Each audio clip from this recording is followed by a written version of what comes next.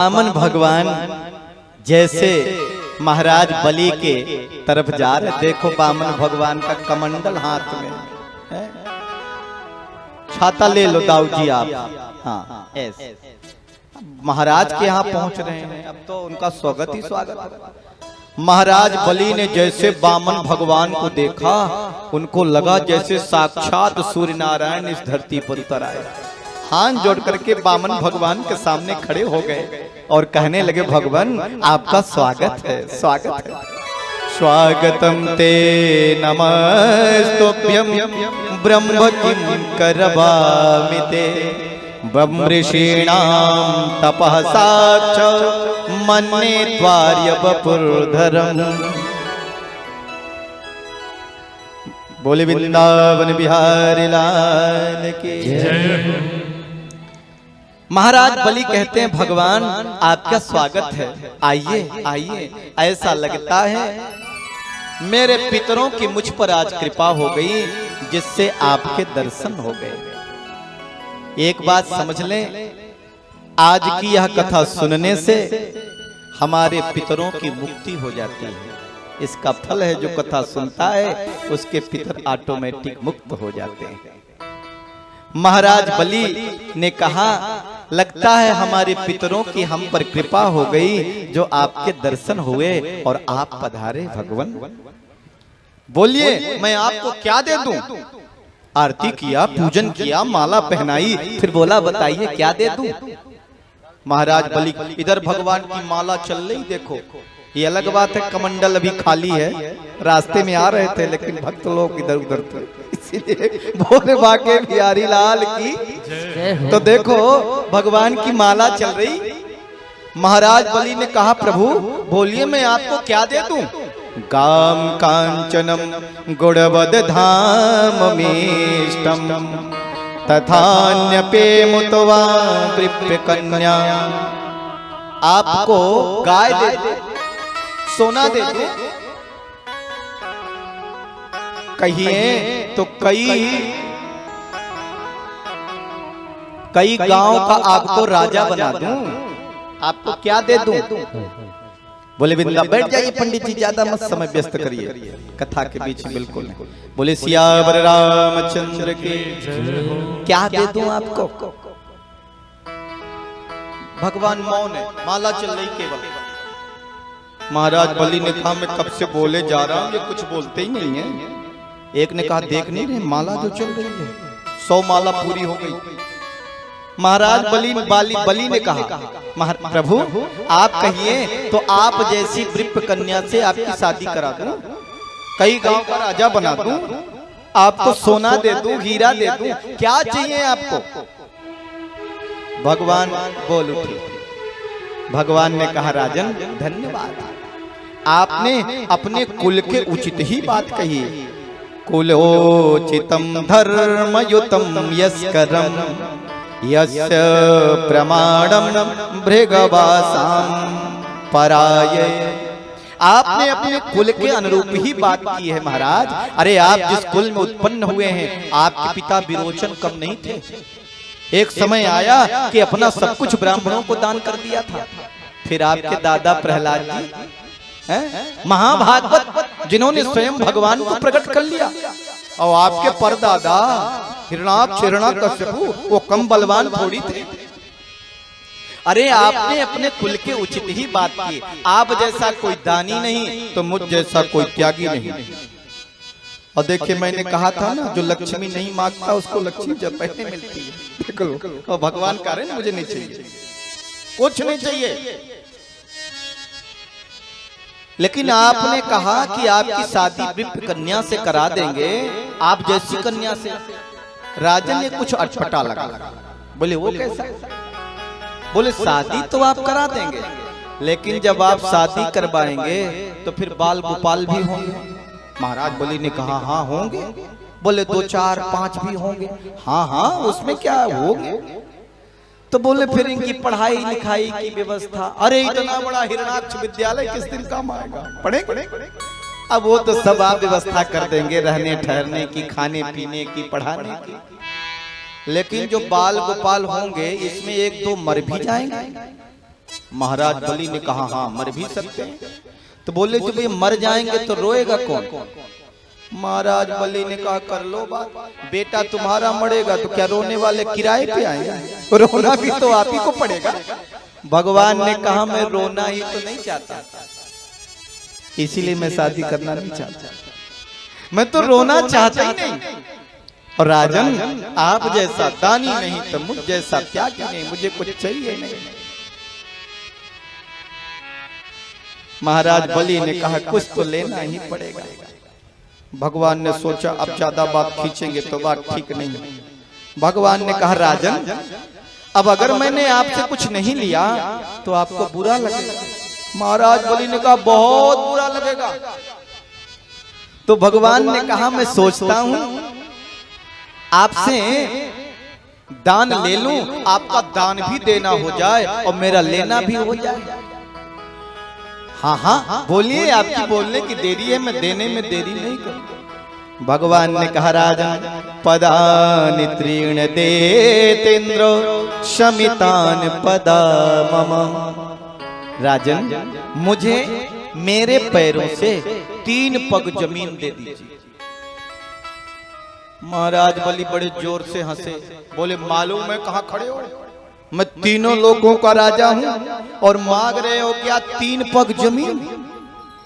भगवान ने मन में कहा पहले 3 पग दे दो, फिर देखता हूं कितना बड़ा दानी है तू। 3 पग तो दे। भगवान ने कहा राजन आप जैसा कोई दानी नहीं, मुझ जैसा कोई त्यागी नहीं, अब मैं 3 पग जमीन से ज्यादा लूंगा नहीं। बोले क्यों? क्योंकि 3 पग जमीन भी मैंने इसलिए मांगी है कि अपनी जो चटाई है ना, अपनी आसनी कुशासनी है, 3 पग जमीन लूंगा, उस कुशासनी को वहां बिछा दूंगा और बैठ जाऊंगा और माला का जप करूंगा। कोई नहीं बोलेगा मेरी जमीन है खाली करो, मेरी जमीन, क्योंकि मेरी बस इतना ही चाहिए, इससे ज्यादा मुझे चाहिए नहीं। महाराज बलि ने कहा तो इतनी सी बात के लिए क्या, ले लीजिए जहां मर्जी आप। भगवान ने कहा तो संकल्प करो। पीछे से देख रहे थे शुक्राचार्य, इसने कहा ये कौन बालक है बड़ी बात कर रहा। ध्यान लगा करके देखा, उन्होंने कहा वो हो ये तो साक्षात नारायण है। 2 पग में ही सब कुछ नाप लेंगे, तीसरा पग देने को मिलेगा नहीं। दौड़े दौड़े शुक्राचार्य जी आए, बोले महाराज बलि आपको मालूम है ये कौन है? महाराज बलि ने कहा बामन है। बोले न बामन है न तिरपन है। बोले तो एस विरोचने साक्षात भगवान विष्णुरव्ययः कश्यपादितिर्जातो देवानां कार्य साधक। महाराज बलि ये कश्यप अदिति के पुत्र साक्षात नारायण हैं, इंद्र के छोटे भाई उपेंद्र बन करके आए। 2 पग में ही राजन सब कुछ नाप लेंगे, कुछ बचेगा नहीं। आप कह दो पधारो फिर आना कभी, जाइए फिर आना। महाराज बलि ने कहा मैंने अभी अभी कहा, अब उनसे झूठ बोल। शुक्राचार्य जी ने कहा कुछ स्थानों पर झूठ बोलने से पाप नहीं होता। कौन कौन? स्त्री सुनर विवाहे च विद्यर्थे प्राण संकटे गौ ब्राह्मणार्थे हिंसायां नानित्यं सया जुगुप्सित।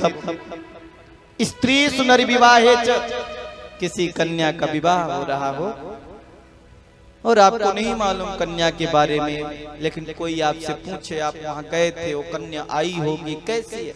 आप कहे तो बहुत सुंदर है, बड़ी संस्कारी थी। फिर देखो देख लेना है? लेकिन इतना कह दो बहुत सुंदर है, बहुत अच्छा, जिससे उसके अंदर उत्साह पैदा हो।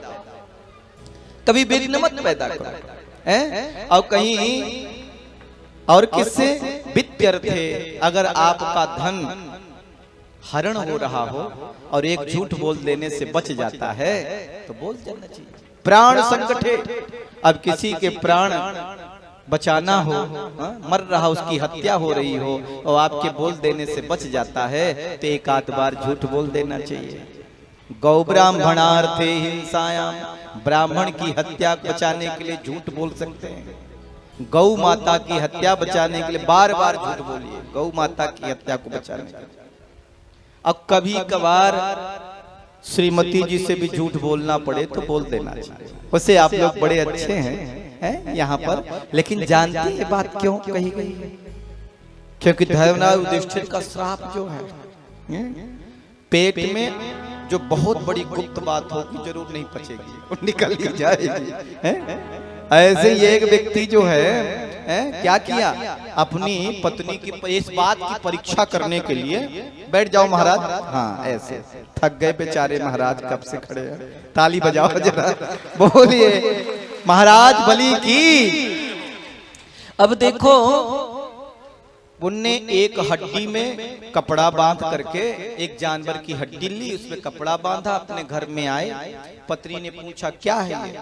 बोले फला व्यक्ति की मुंडी है, मैं काट के लाया हूँ, किसी से कहना मत। अब देखो मैंने बड़े तुमको बता रहा हूँ, किसी को बताना मत। अब बेचारी पत्नी रात को सो गई, लेकिन बार बार मेरे पति ने किसकी मुंडी काट दी, और वहीं लगा दिया। वो तो परीक्षा लेने के लिए कर रहे थे। अब सुबह हुई, अब बेचारी अपनी बोली क्या पूजा करने जाती है ना लेकर के लोटैया और अपनी वो डोलची डोनिया जो भी कहिए लेके जा रही थी कि दूसरी सहेली उधर से आ रही थी। अब जब ये पहुंची, हाय राम मेरे मुंह से निकल न जाए, मेरे पति ने उसकी मुंडी काट। इतने में दूसरी सहेली मिली, बहना क्या बात है, क्या मनी मन बोल रही हो? ना ना कुछ कोई बात नहीं, कोई बात तो है जो अंदर छिपा रही। अब देखो हम तुम्हारी कितनी अंतरंग है, एक एक बात तुम हमसे बताती हो, ये बात तुम अंदर ही छिपाओगी क्या? उसने कहा ना कोई बात नहीं, कोई बात तो है। उसने कहा अब आपसे क्या कहें, आपकी पेट की बात मैं आपसे कह रही हूँ, किसी से कहना मत। क्या मेरे पति है ना, हाँ वो मुंडी काट के लाए एक व्यक्ति की, वो घर में टका दिया। अब कुछ कहते भी नहीं बनता, कह रहे किसी से कहना मत, मैंने आपसे कह दिया, आप देखो आपकी बात बता दी। ना मेरी तो कहने की आदत नहीं है। अबे चल गई। अब वो जा रही थी कि दूसरी सहेली टकरा गई उनसे। उन्होंने कहा देखो इसके पति ने इसको मार दिया है। वो दूसरी मिल गई, क्या बात है बहना, है कुछ मनी मन बुदबुदा रही हो? ना कोई बात नहीं, कोई बात तो है। अरे सुनो वो है ना, हाँ अरे वो मुंडी काट के लाया और अपने घर में खूंटी में टगा दिया, और कहता है रोज इसके मुंडी में लठ मारूंगा, क्योंकि ये मेरा शत्रु था। एक बात और जोड़ दी उसने, अब घर में रखा है। अब देखो बड़े बात तुमसे कहती, बेचारी ने कहा है उसकी पति किसी से कहना मत, ना हमारे तो कहने की आदत नहीं है किसी से। और तीसरी चौथी पांचवी जब तक वो वापस घर में लौटी तब तक पुलिस घर में आई हुई थी। पूछ रही थी बताओ किस आदमी को मारे, किसकी मुंडी काट। पता चल गया बात छिपती नहीं है, कभी कभार झूठ बोलना पड़े, बड़ी गुप्त बात। वैसे नहीं है, वैसे तो आप लोग बहुत अच्छे हैं, सारी बात समझते हैं। ये बात धर्मराज युधिष्ठिर ने श्राप क्यों दिया था मालूम है? जब ये पांडव तर्पण कर रहे थे पिंडदान, तो माता कुंती ने धर्मराज युधिष्ठिर से कहा बेटा एक पिंड कर्ण के नाम भी दे दो और एक अंजलि जल उसके नाम भी दे दो। अर्जुन ने कहा मैया क्या बोल रही हो, सूद पुत्र को जल दे, उसके लिए पिंडदान करें? माता कुंती ने कहा अर्जुन वो सूद पुत्र नहीं था, तेरा सगा भाई और बड़ा भाई था। और धर्मराज युधिष्ठिर को जब इस बात की पता चली, धर्मराज युधिष्ठिर ने कहा माँ तूने इतनी बड़ी बात छुपा ली, भाई के हाथों से भाई को मरवा दिया। आज मेरा भाई होता हम सब उसकी सेवा करते, ऐसे धर्मात्मा भाई को मरवा दिया। कर्ण के पैर और कुंती के पैर एक जैसे दिखाई देते थे, मुझे लगता तो था कि आखिरकार मैया कुंती के पैरों से उसके पैर कैसे मिलते हैं, लेकिन मैं कुछ कह नहीं पाया। आज से मैं श्राप देता हूँ किसी नारी के अंदर कोई गूढ़ बातें पचेगी ही नहीं, जरूर बताएगी। इसलिए तो नहीं कहते। बोले वृंदावन बिहारी लाल की जय। शुक्राचार्य जी ने कहा कह दो पधारो फिराना। महाराज बलि ने कहा भगवान अब आप कहते हैं कि ये भगवान है, अगर ये भगवान है तो आज मेरे द्वार पर साक्षात भगवान आया है और मैं भगवान को भिक्षा दे रहा हूँ, भगवान को दान कर रहा हूँ। अगर कोई पंडित जी होंगे, कोई ब्राह्मण होंगे तो 3 पग जमीन लेंगे, चलते बनेंगे। अब मैं तो संकल्प करूंगा। भगवान ने कहा जल्दी संकल्प करो, जल्दी बोलो, जल्दी करो, नहीं तो मैं चलता हूं। हाँ हाँ करता हूं। और देखो संकल्प कर रहे हैं कौन? महाराज बलि।